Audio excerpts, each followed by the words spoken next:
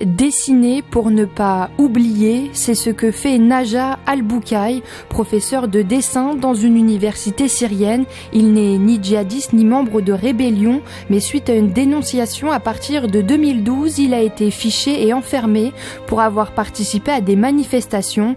Il se retrouve emprisonné à Damas, au centre 227, géré par les services de renseignement militaire.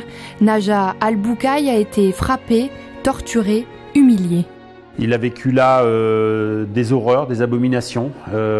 Il en est sorti, il s'en est échappé. Il a réussi à se réfugier en France et accueilli, aidé par l'ambassade de France.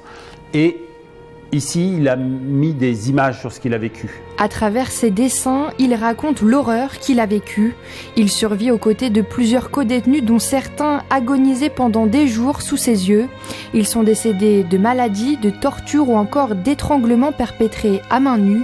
Les survivants débarrassaient eux-mêmes les corps, conduits ensuite dans des fosses communes.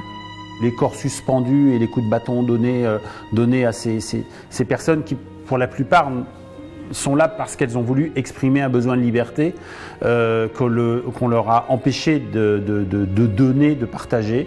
Et donc, voilà, c'est toute cette violence-là qui existe et qu'on voudrait bien abolir. Et on sait que ça ne va pas en s'arrangeant. Exilé en France, Naja Al-Boukaï témoigne au travers de ses dessins et gravures les atrocités qu'il a subies, car à 4000 km de là, la guerre continue et certains prisonniers n'ont pas échappé à la barbarie.